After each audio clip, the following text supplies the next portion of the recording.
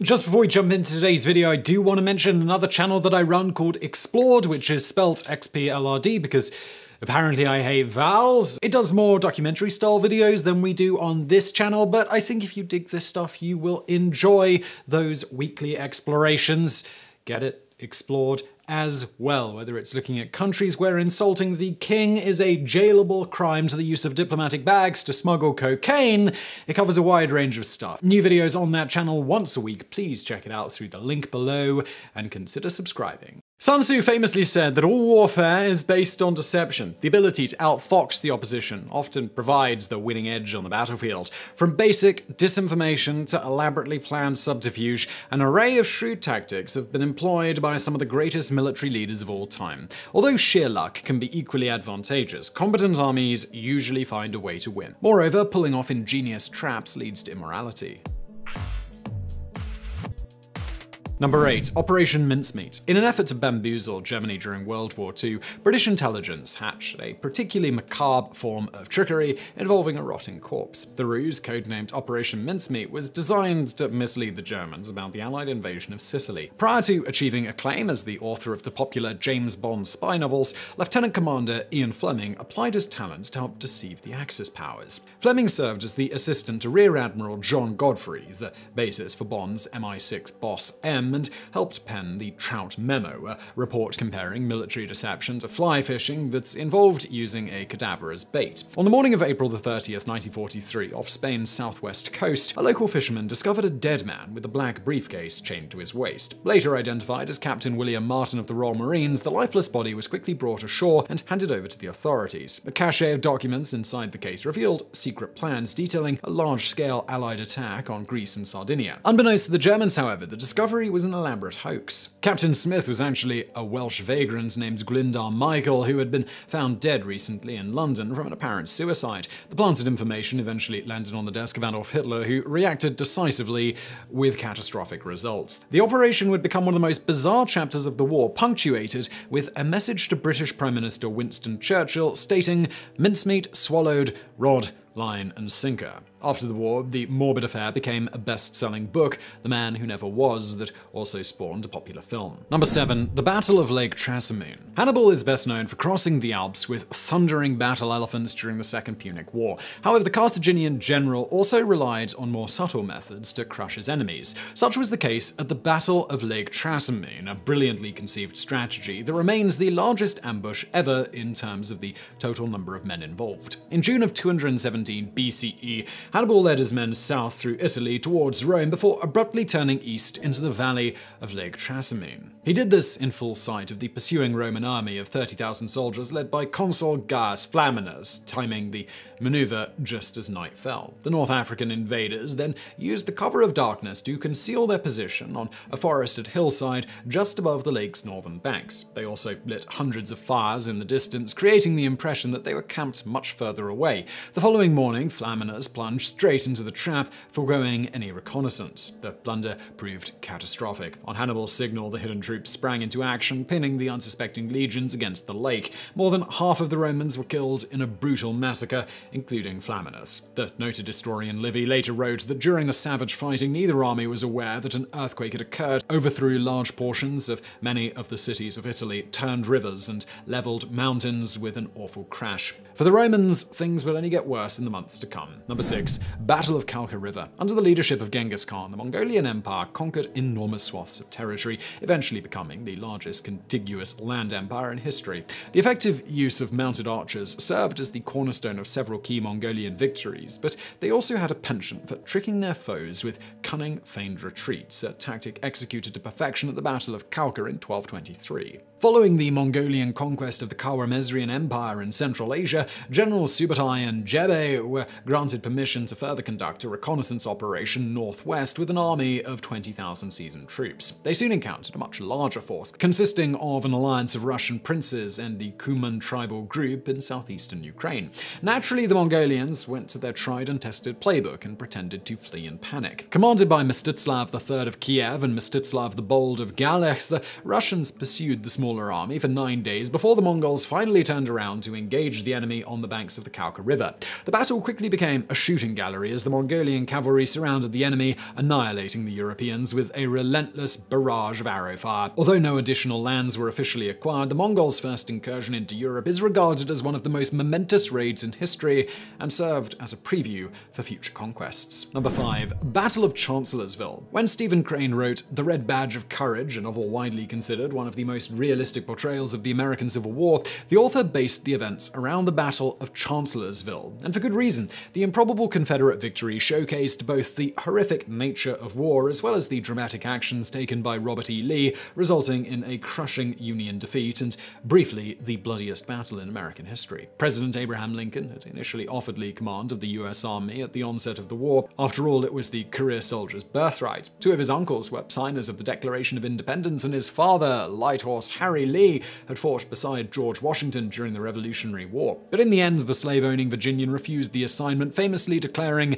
"I cannot raise my hand against my birthplace, my home, my children." By the spring of 1863, Lincoln had become increasingly frustrated by his ineffective military leaders. He then installed General Fighting Joe Hooker to lead the Army of the Potomac in hopes of turning the tide. It didn't. Despite being outnumbered by nearly 2-1, Lee chose a risky and highly unusual maneuver. He divided his smaller forces, not once, but twice, to engage Hooker's army of 115,000 men. The fighting, a mere 60 miles from Washington, D.C., included a daring raid by fellow Virginian Thomas Stonewall Jackson that caught the Union general's right flank entirely off guard. Hooker soon fell back to defensive positions before finally retreating across the Rappahannock River. The rebels' victory, however, came at a high cost. While returning to camp on the 2nd of May 1863, Jackson was accidentally shot by his own men. The venerated general died later following complications from an amputated arm, delivering a crushing blow to the Confederate cause. Number 4. The Sinking of UB4. The hoisting of false colors to hide a ship's true identity has been a long-standing practice by rival nations and plundering pirates alike,